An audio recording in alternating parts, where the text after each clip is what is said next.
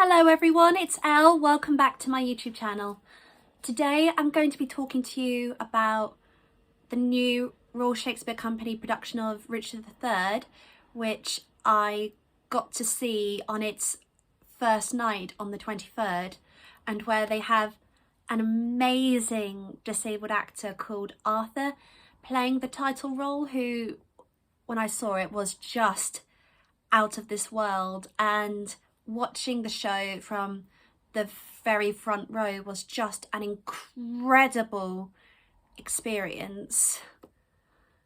I'm actually going to be talking to you about the personal connections I've drawn from interviews Arthur has done about playing Richard and things that he's said about playing the role and what they've done with the production. And actually a lot of it has, brings back some quite hard memories for me of times where, as someone who is disabled, those of you who don't know, I have autism. I was diagnosed when I was 4. I don't often say that I have autism. I don't use the word autistic. I say I'm neuro-diverse or a neurotypical. The feeling of being misunderstood and is something that I really could connect to.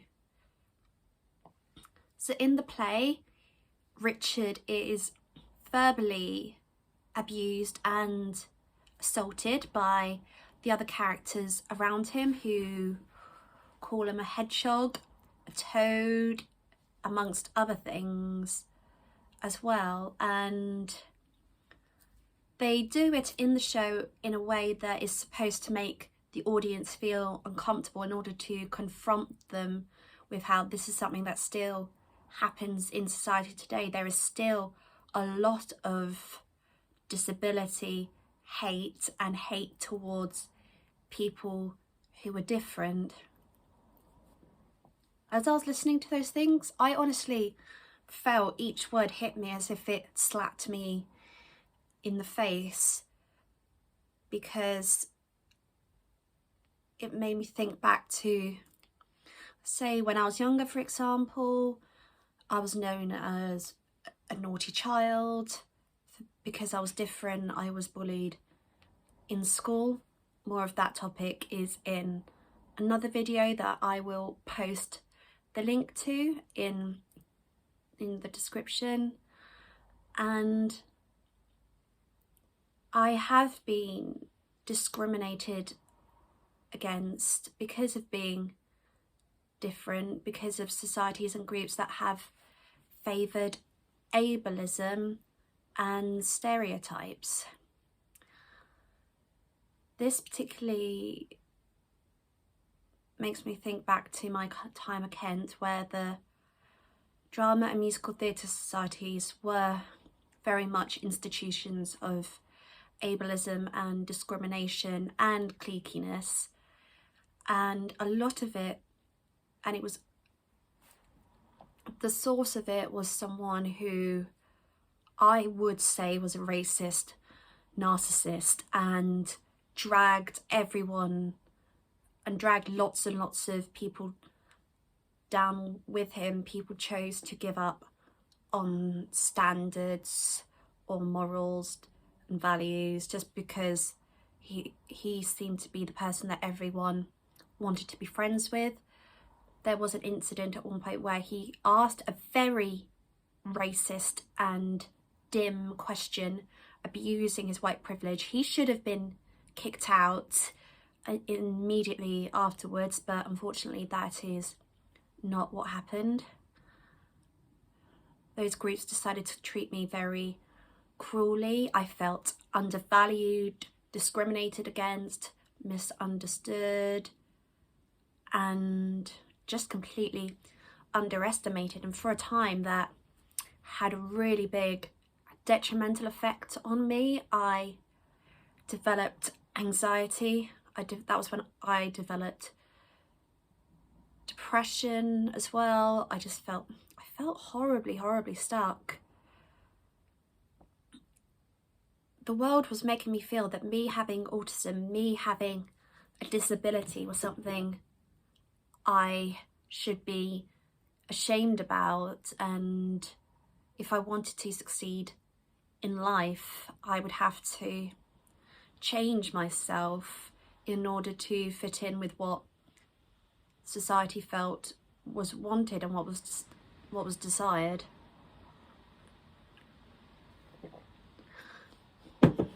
Growing up, I had no role models with autism to look up to. I've never seen myself represented on screen. Sia's film Music, which was supposed to be presenting the story of someone with autism, was... You probably get the idea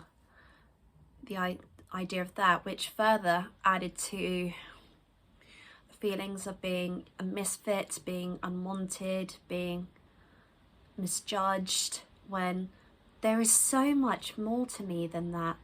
And it's actually in the last couple of years, thanks to some incredible people, that I've felt able to rise above the past and all the horrible things people said about me. And actually those words have made me a stronger person, because I know that those conceptions were wrong.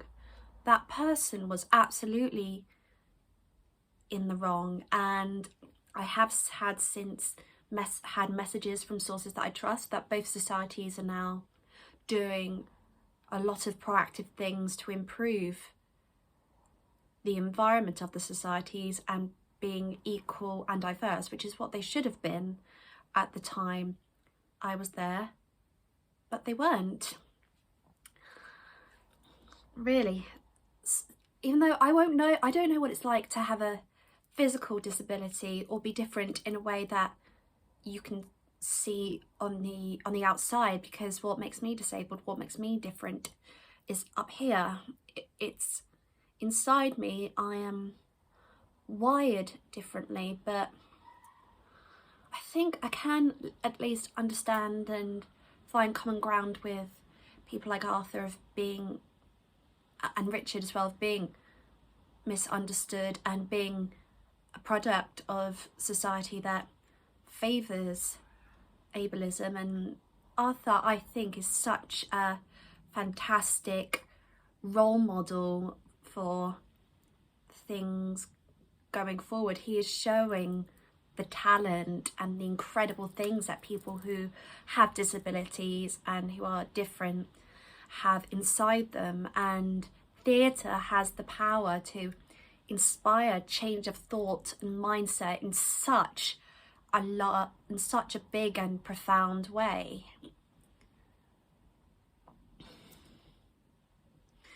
And it gives me hope as well. You know, I would, for example, it would mean a lot to me to be the first woman with autism to play Juliet, for example, and take on roles where disability and difference is incidental, or could have an opportunity to be someone who is also different. Because to be able to give that, to be a role model for others that I never got to have, is, I think, one of the greatest gifts that you can ever give to others. And if I can inspire at least one girl or one woman with autism, whether she be already diagnosed, about to be, or has yet to, or hasn't been diagnosed yet, or whatever, then that is surely worth something, isn't it? Casting directors and theatres in other productions, take note of what the Royal Shakespeare Company is doing, and I hope the company can keep growing in its openness and inclusivity to show this is what theatre should be. Theatre should be inclusive. We present theatre that is meant for everyone, not just a small group of individuals. And if they ever are looking to cast a neurodiverse Juliet, then I would love to hear from you. And I do have to say, I think Arthur would be an incredible Tybalt. I think he would really do something amazing in this role. So I think that's all I can say on this topic, and I think I would say to anyone who is different or has disabilities, there are some incredible role models out there, including, you know, Arthur, for example. We have Maisie, who won Strictly Come Dancing, and we have Liz Carr, who was the first disabled actor to win an Olivier Award. I mean, Liz Carr, she is an incredible actress and is so talented that that Olivier Award was completely deserved.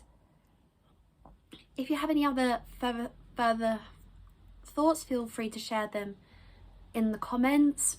Please feel free to like and subscribe, and if there's anything, other aspects about having autism that you might like me to talk about, please let me know. I have always been honest and open and true and as truthful as I can in these sorts of videos, because in my mind that is the best way forward with these things. Some things that might be hard to hear, but then sometimes truths just have to be stomached, even if we don't want to. So thank you very much for watching this video. Arthur, if this video reaches you, hi. I look forward to seeing you again soon. Thank you very much. Bye everyone. Bye.